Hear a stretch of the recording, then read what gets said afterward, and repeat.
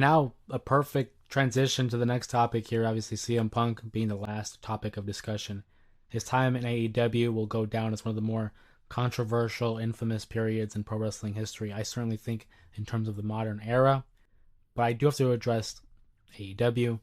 Um, Recent reports, and obviously I use the word reports often because we don't know if it's fact or not, but it's been suggested that Tony Khan has had conversations with those within AEW that they're really stepping away from long term storytelling and focusing more on week to week.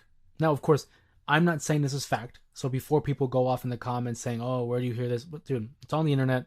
If you read it, you read it. If you believe it, you believe it. I'm not saying I believe it, but if it is to be believed, that is a mistake. They say long term storytelling is not in anymore. It's all about week to week. It shows in AEW. I will not sit here and say that it's often that they ignore long term storytelling. For the most part, some of their best stories have been long term storytelling. Look at MJF's rise, obviously, Hangman Adam Page's evolution. But when you look at their product, I think AEW is one of the best promotions for just pure wrestling. You just want to sit down, watch a show for the quality of a matchup, AEW. For example, Grand Slam will have, well, rather than Grand Slam, the week following Grand Slam on the 5th year anniversary for AEW, we're going to have Ricochet versus Will Ospreay for the International Championship. That's a big money match. That's huge. That should be a fantastic bout. Maybe even one of the matches of the year. At least for AEW, if not for pro wrestling.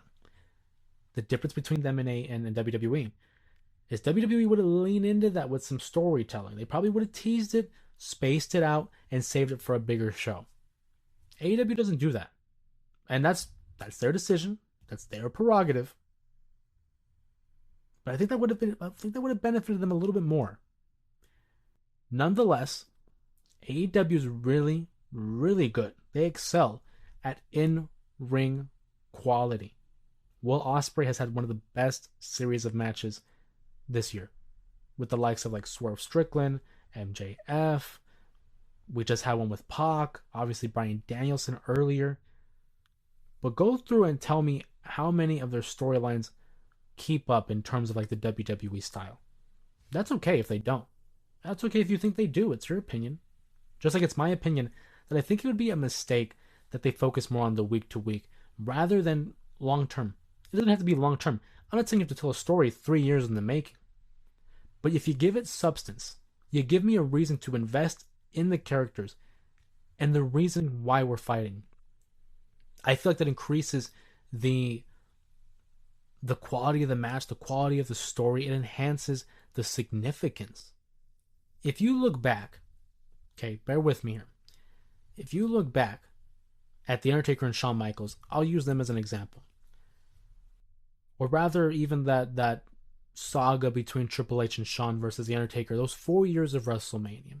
You could have just straight up had Taker versus Shawn, Taker versus Shawn, Taker versus Triple H, Taker versus Triple H. But when you add the layers of storytelling at WrestleMania 25, good versus evil, Shawn wanted to be the guy to beat The Undertaker. Good versus evil. That was the imagery that they had displayed in the entrances of WrestleMania 25. WrestleMania 26, could Shawn beat Taker? He knew he was this close. He was just this close. One mistake cost him. And we had the whole lead up to the Royal Rumble, to where he would lose, and in the Elimination Chamber, he would not want The Undertaker to win the title. So he cost him the title. They go streak versus career. And then the next year, Triple H wants to do what Shawn couldn't do. Beat The Undertaker.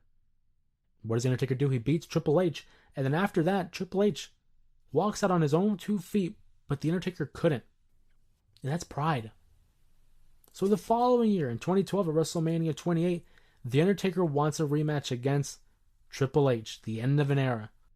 He wants to leave no doubt that I am that guy. 4 years in the making. Yeah, the matches were fantastic, but it's the story that elevates it. It's the why. Why?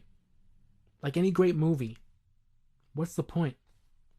I can watch King Kong versus Godzilla hours on end, just beating the holy hell out of each other, right?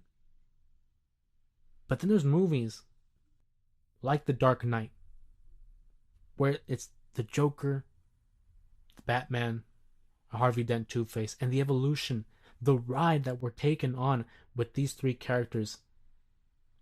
It's how we get to the ending.